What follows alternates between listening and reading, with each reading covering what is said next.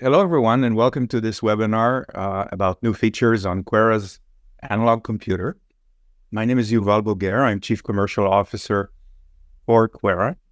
And together with me, I have two experts, Daniela Becker, who is a Senior Product Manager at Amazon Bracket. Hi, Daniela. And Alexei Belinsky, Head of Cloud Services at QuEra. And together we'll be talking about the new features, what you could do with them, how you could access them, and so on. I'll start by just a few quick slides on QuEra, then turn it over to Alexei, and then Daniela at the end. We'll try to leave time for question and answers. Feel free to put them in the QA box, and we'll try to answer as many as we can. So QuEra is a leader in developing, building, and deploying quantum computers based on neutral atoms. We believe that neutral atom is the best modality to reach sort of the holy grail of large-scale fault-tolerant quantum computing, and we are the leader in neutral atoms. Our mission is simple to say, difficult to execute. It is to accelerate innovation by building useful, scalable, fault-tolerant quantum computers that will help us solve problems that are intractable using classical computers. Our products are based on breakthrough science from nearby Harvard and MIT. We're based in Boston. We have offices in the Midwest, in Europe, and in Asia. And hundreds of organizations and users run jobs on our computers, in a large part thanks to Daniela and her team at Amazon Bracket. Our first computer, Aquila, was launched just about 18 months ago. At that time, it was the only publicly accessible quantum computer based on neutral atoms. 18 months later, it is still the only publicly accessible quantum computer based on neutral atoms.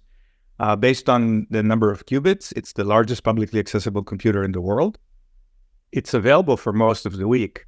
About 130 hours a week is a time where you can use it. The rest, we use it internally and do some calibration. But it's widely available. You can access it from anywhere in the world if you have an Amazon Bracket account. Because of our partnership with Amazon and AWS, you can run both quantum jobs on it as well as hybrid classical quantum workflows. And several people have used it. Many companies have used it, and this resulted in some exciting results, both commercial and academic results. We've not stopped there. Earlier this year, we unveiled our roadmap for quantum computers. Aquila is the first one with 256 qubits.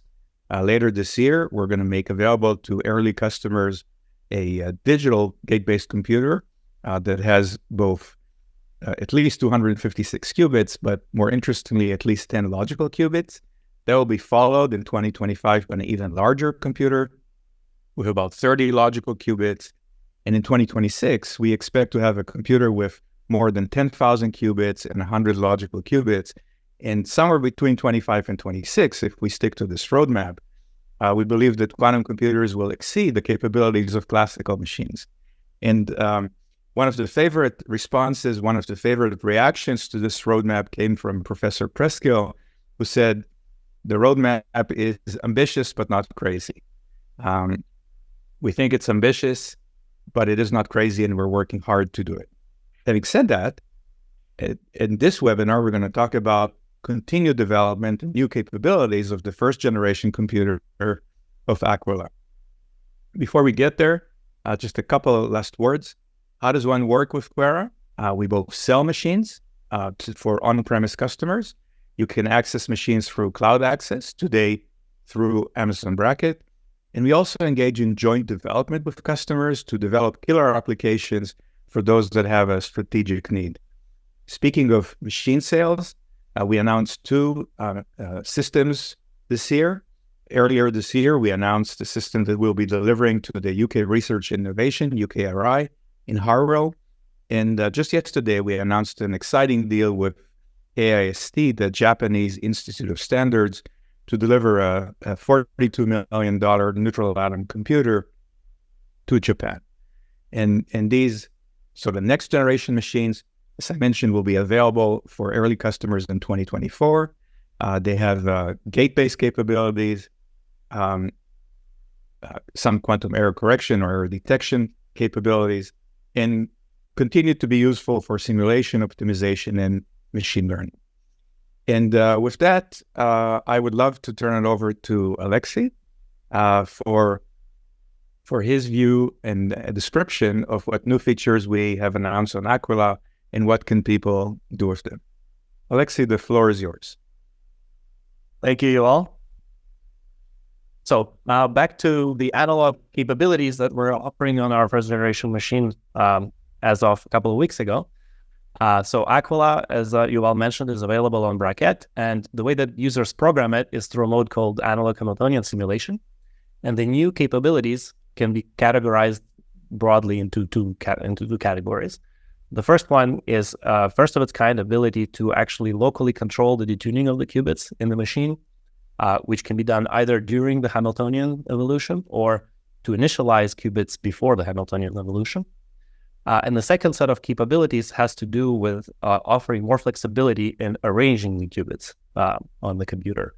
But in particular, a higher resolution of position programming, so where qubit positions are defined by the user, and a larger programmable area that the user can leverage. And that actually translates to larger scale problems for a number of use cases.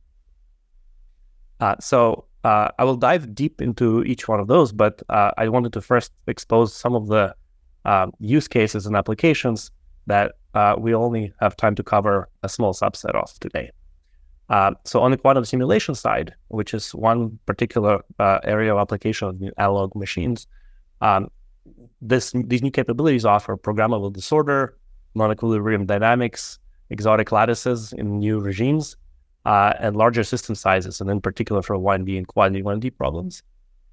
On the side of optimization and machine learning, the new capabilities offer a wider range of real-world optimization problems that can be encoded, as well as powerful quantum kernels for machine learning. So before diving deep into each of those, I wanted to come back a little bit and give the users a little bit of give our audience a little bit of an overview about neutral atoms and why neutral atom quantum computers are great.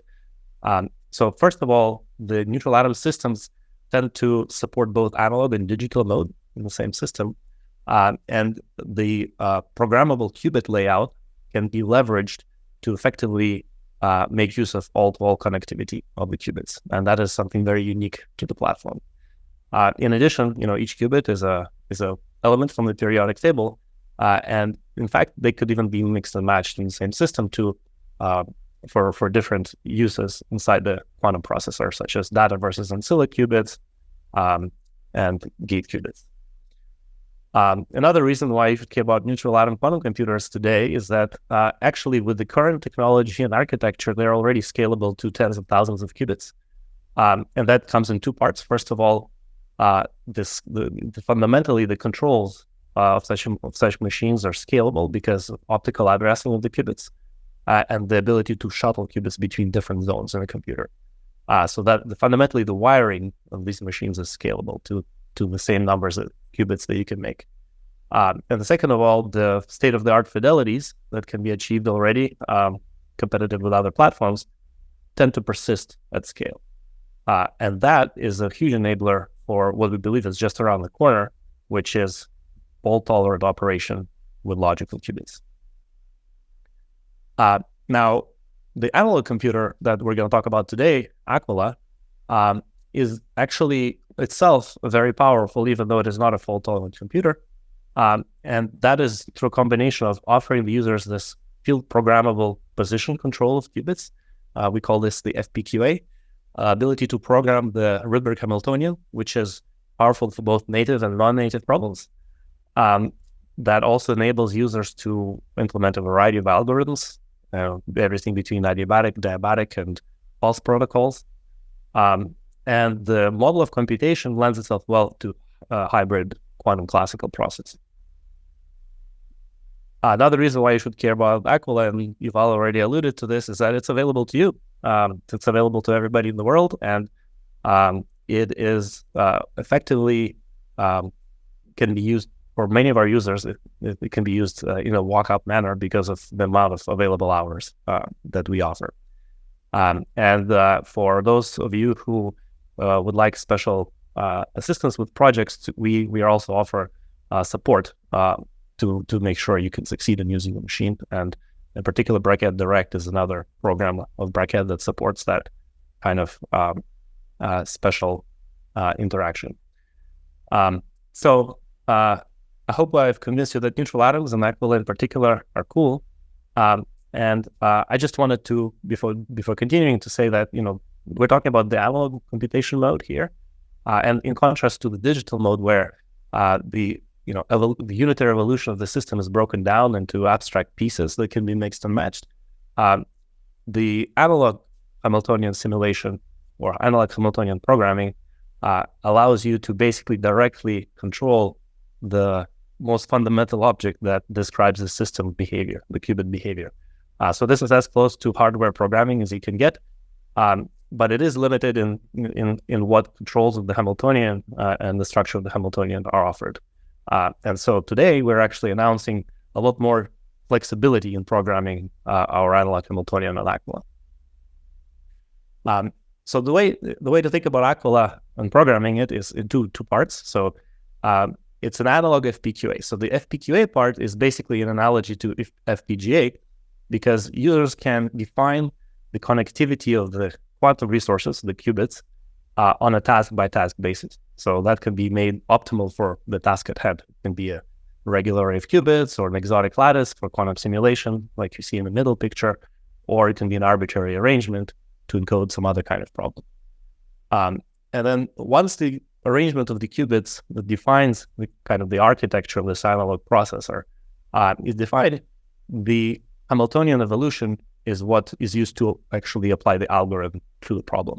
And because of the high degree of programmability in time domain of the Hamiltonian parameters, this enables, again, a variety of algorithms that are both, adiabatic and diabatic in nature. So let's talk first about the field programmable qubit array part, because one set of our new capabilities have to do with that. And let's look a little bit under the hood about how Aquila operates. So what you see here are 3 consecutive frames inside a single QPU cycle. These are images from the camera looking at individual atoms. Each fluorescent dot is an individual atom, which is a qubit. And the image, the video on the right shows random collections of atoms that are in optical tweezers, and the second frame shows those atoms, those qubits, arranged according to the user specification of where they should be. So that's the FPQA part. And then between the second and third frame is when the Hamiltonian evolution happens, again programmed by the user, which defines what outcome you should see. And the final state of the system is imaged again, where the ground state, or state 0 of the qubit, appears as bright, and the dark state, or the state 1 of the qubit, or Rydberg state, appears as dark. And in this case, in this very simple example, the qubits are arranged in a way that they don't interact with each other, and a global pi-half pulse basically creates a superposition state, the simplest thing you can do with a qubit. And this superposition state, when it gets measured through a projective measurement, you actually see, each qubit can either be in the state 0 or 1, so either bright or dark. Moving on to something slightly more interesting, in this case, the user is arranging the qubits into clusters of 2 qubits each. So again, this shows actually one way that the programmable area of Aquila can be used for parallel processing. So think of these as parallel experiments on pairs of qubits. And in this case, a protocol is applied for the Hamiltonian evolution to create Bell states. So superpositions of the top atom being in the Rydberg state and the bottom atom being in the Rydberg state in each pair. And you can see that again in the result, only one of 2 atoms lights up as being in the ground state. So that's the first entanglement experiment that you could do. moving on to something a little bit more interesting. Similar to the qubit pairs, now we have quadruplets, and all the qubits interact with each other in each cluster.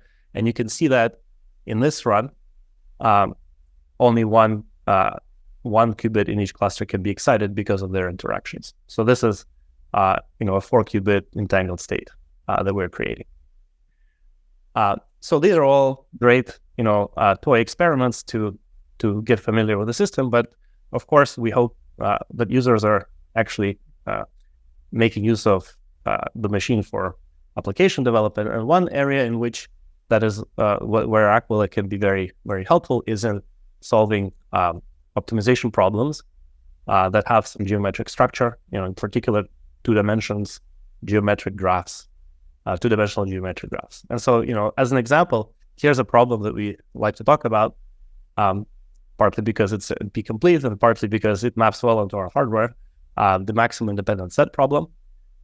So it looks like this. Imagine that, you take an area of Boston, a map of Boston, and you want to place antenna on the grid in a way that the antenna provide maximum coverage for mobile phone users and don't interfere with each other. So one way to formulate that problem is as a graph, where each node is a possible location for the antenna, and edges exist between those locations where the antenna would be within an interference radius of each other. So you don't want them to be too close because they will interfere with each other. So a graph like that maps directly onto qubit positions, as shown over here.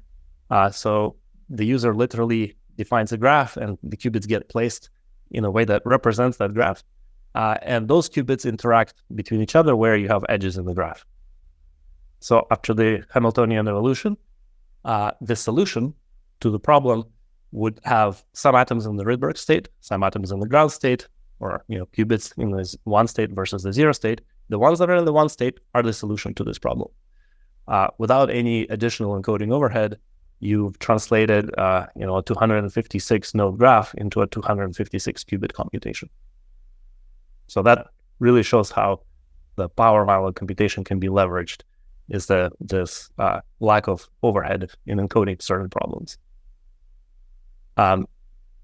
So with this introduction about how Aquila generally can be used, let's talk about the first new feature that we're offering, and that is tighter geometries. The very core ability of our users with Aquila is to program the positions of these qubits, and that is how many of the problems are encoded. And so I'm going to talk a little bit about the reverse problem. So let me take the programmable area and generate random sites, random nodes in that area. So in this case, 128 randomly generated coordinates. The way that our algorithm works for positioning the qubits translates into actually, and this would be the graph that this random sampling represents. So that's the random graph we generate. Now we want to encode it on Aquila. We actually want to implement it on Aquila.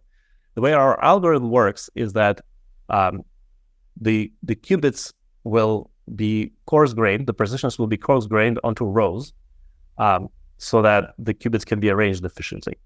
And in the way that the Aquila was operating up until recently, this coarse graining had a 4-micron scale to it, which means that the original graph, which is the black dots, would actually be turned into the implemented graph, which is the red dots, because we are basically trying to optimize for atoms that are close to a row to actually be exactly on the row. But that actually translates in this case to a different graph that we implemented from the one that we originally wanted to, shown in the top left. With the new constraints, this resolution in this coarse graining is a lot finer, which means that it's a much higher fidelity of implementing the original problem. And so you can see that with the new constraints, the graph on the right that's implemented is actually very close to the one that we originally wanted to.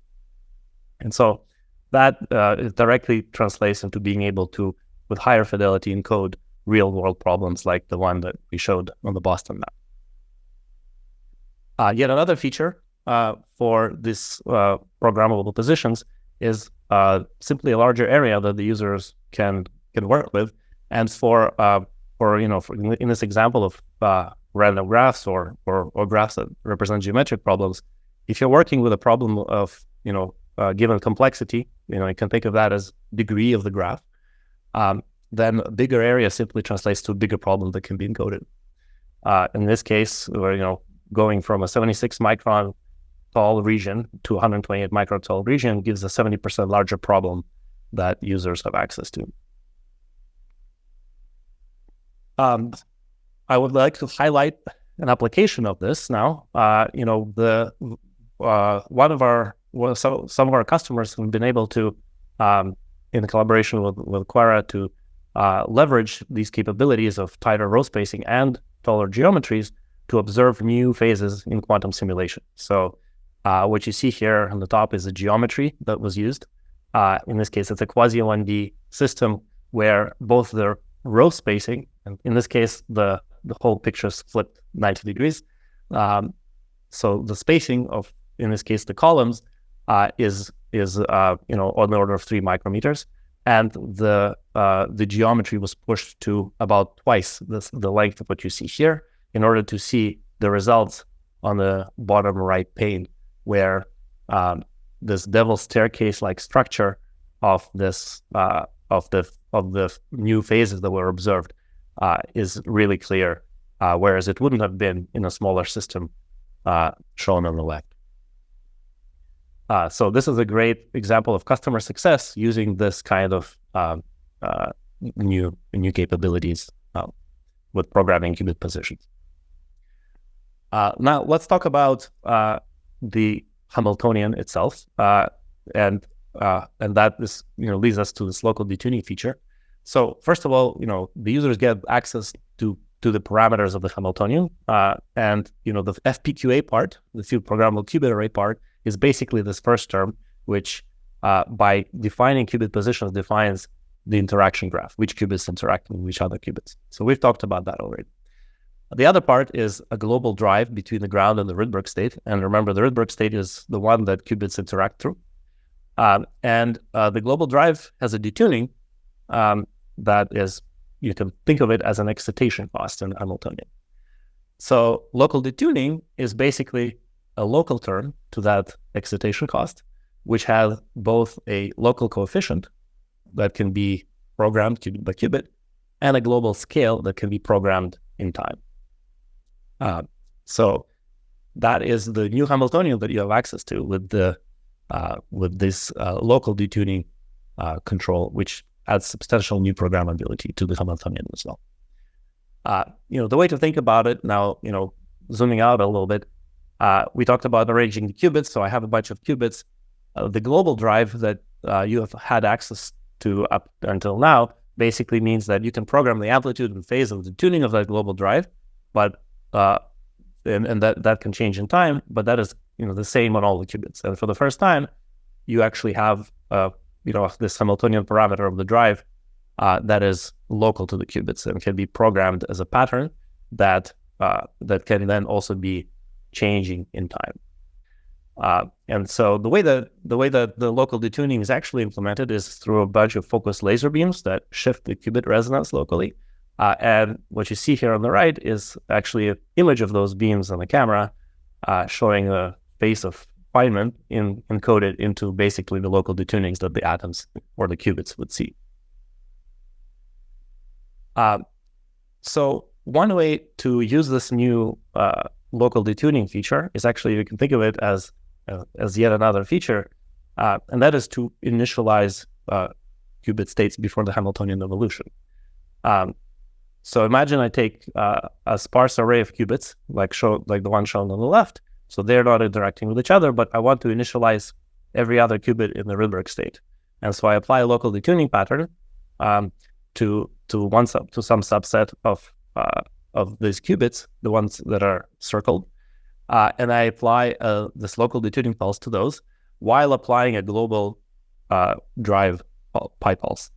The global drive pi pulse puts all the qubits that are not addressed by the local detuning into the Rydberg state, and the rest remain in the ground state. And this is the result of that protocol, where you can see that the Rydberg probability acquires this checkerboard pattern. And so while we achieve this through Hamiltonian evolution, you can think of now breaking up the Hamiltonian evolution into two pieces. The first part prepares the state, and the second part can be whatever you want. but starting with this new rich initial state. Looking at this now in a slightly more interesting context where the qubits are now interacting. So in this qubit array, next neighbors are interacting, and we would like to now prepare a non-equilibrium state, which is a checkerboard, but with these interactions in place. In this case, the protocol has to be very different, and I'll come back to that briefly for why that is. In this case, it's kind of a diabatic or fast adiabatic protocol. But at the end of it, again, at the end of the first step, the state preparation, we get this checkerboard pattern of interacting qubits that now we can use as a resource to start another experiment or another algorithm, which is the second step of the Hamiltonian evolution. Coming back briefly to the protocol, I think the main thing that I'd like to convey is that the optimal protocol depends on the problem at hand because of these interactions. And so you saw that it's quite different from a pi pulse in this case that we used for non-interacting atoms. And one lesson I'd like to kind of convey to our users is this is a great example where hybrid jobs that are available to you through Bracket can be leveraged to optimize the protocol to maximize this state preparation fidelity for the problem at hand before actually running the second stage, the algorithm that you want on the initial prepared state. And wrapping up with one application that we already kind of discussed, the maximum independence set. We can now add a twist to it using this local detuning programmability. Imagine now that we want to maximize the coverage of antenna by the antenna, except that we would like to bias those locations which serve a larger number of customers, for example. So think of that as a weight on top of the nodes in the graph, in the original graph. So that problem is actually called the maximum weight independent set, and it can be implemented by directly applying a local detuning pattern on those nodes or those qubits which have a different weight. So the relative weights can basically be implemented again using this local detuning pattern, and the rest is the same. You apply the Hamiltonian evolution, and those atoms, those qubits that end up in the Rydberg state, in state 1, are basically your solution to the maximum weight independent set problem. And you can start to see that this additional degree of programmability gets you, again, a little bit closer to implementing real world problems with all their complexity. So, of course, there's more applications that we didn't have a chance to cover today. And I encourage you all to reach out to us or the Bracket team. And with this, I'll hand it over to Daniela to talk about how to actually access the machine and all these capabilities through Bracket. Thank you, Alexei, and thanks so much to the QuEra team for having me. Hi, everyone. My name is Daniela. I'm a senior product manager on the Amazon Bracket team. And if you're not familiar with Bracket, it is the quantum computing service on AWS. And that means that we offer access to a variety of different quantum devices through AWS. Like any other standard AWS service, you access infrastructure in an on-demand, self-service way. But we also offer this program that we call Bracket Direct that we just launched end of last year, which is really meant to help users kind of dive deeper into quantum computing. And it offers all these different resources and tools to do exactly that. And that starts with things like device reservations. In addition to on-demand access, you also get dedicated access to Aquila and other QPUs on the service. You can also connect with experts, whether that's the QuEra scientists, Bracket experts, and others through expert advice options within Direct. And we offer access to these really cutting-edge innovative features like local detuning and taller and tighter geometries on Aquila through Direct. If you'd like to learn more about the program overall, under this QR code, you'll actually see Alex from QuEra talk about what Direct is and what it means for QuEra and sort of the overall space. So definitely encourage you to check that out. It's a fun little show that we did with them. And talking about local detuning, all those other features, as Alexei mentioned, it's available through Direct. So that means if you're not familiar with Bracket, there's actually a little bit of a walkthrough out here where if you're looking for Bracket in the AWS console, you'll come up with the service dashboard. Within that, there's a dedicated page that sort of centralizes everything Direct related. We just launched those 3 new features, so you'll see a little bit of a new tag in there. You've probably already seen reservations, expert advice, and here's your experimental capabilities section. And within that, you can see there are those 3 QuEra features that we just launched. My account happens to have access to tall and tight geometries, does not yet have access to local detuning. And so all I need to do is request access to it, which basically pops up this form. Give us a little bit of information around what you're looking to do, what your workload is. And this is really for us to be able to connect with you and be able to offer the guidance and sort of advice that you need in order to use these features most efficiently in a most meaningful manner. And that's really all it takes. So it's super straightforward and very simple in that context.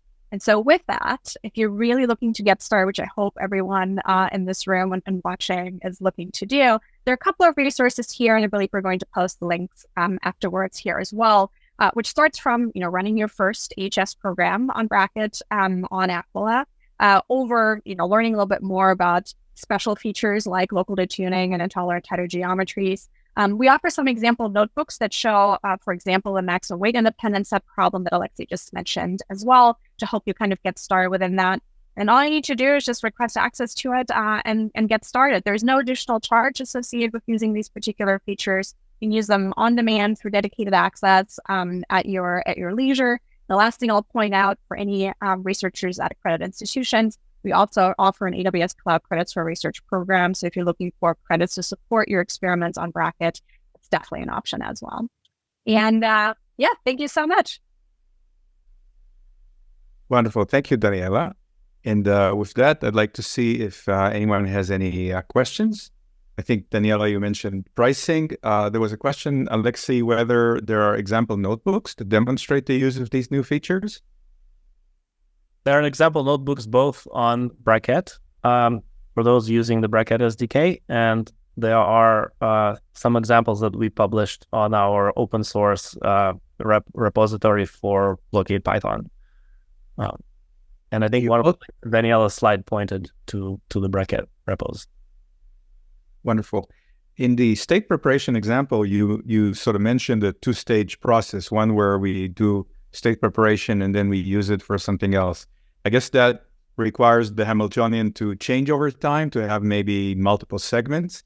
Is that possible with Aquila today? Well, so the Hamiltonian is programmable as a function of time. So you can basically use the first part of the evolution with local detunings in order to prepare the state, and then you can turn off the local detuning pattern and then use just the global protocol. Or you could keep the local detuning but change its value. The pattern has to stay the same, but the global value can change. So there's not a strict separation between the first part and the second part. It's more conceptual. So the users can have 3 parts if they want to think about it that way. There's no strict boundary. And another question was with regards to the development process. How does one develop code for Aquila? Is there a simulator? Do I just run on the machine immediately? What does the process look like? There are simulators available to Bracket users that are both local and hosted, and I think Daniela can comment on those. And we also provide our own through Blockade Python and Blockade Julia, which Blockade Julia can do more qubits and so on. And it's highly advisable to test your algorithm on the simulators before running it on the machine. And I think that's a good way to start. Hopefully the example notebooks can give a good kind of starting point for our users.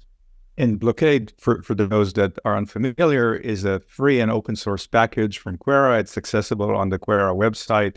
And as Alexei mentioned, it has both Python and Julia interface. You could run Blockade on your desktop computer, or you could run it on an HPC cluster or an NVIDIA cluster. And so we've often seen people develop applications on Blockade, get up to 20, 30 or so qubits, and then when they're comfortable with the results and they want to run it on the real machine or use a larger number of qubits, then it's very, very simple to submit jobs directly from Blockade to the machine. And Daniela, maybe you want to mention about the simulators on AWS? Yeah, definitely. So definitely +1 to everything Alexei and you've all said. We generally see customers succeed by running first sort of classical simulations before getting on the actual hardware and executing there. Within Bracket, we offer a local HS simulator. We actually also have an open source tensor network based simulator specific to Rydberg atoms. So definitely recommend checking that out as well. In addition, if you're someone who likes to get questions answered and has questions around how to think about the BDK all the way down to, hardware specific things, expert advice options through Direct are a great way of doing that. We offer one-on-one office hours through Bracket, which are completely free, and then it's just first come, first serve. So come with your questions within that. And of course, you wanted to connect directly with QuEra's scientists. There's an option there as well if you're looking for more guided sort of direction there. And it's great that you brought up office hours. QuEra has once a month, I think on the second Wednesday of each month, an office hour where you can come and hang out with Alexei and other QuEra scientists and talk about anything that you want that's related to quantum computers or QuEra and so on. With that, I'd like to wrap it up. Thank you very much, Daniela and Alexei, for spending some time with us. Thank you, all of you that joined the webinar. And we look forward to seeing you in the Hilbert space.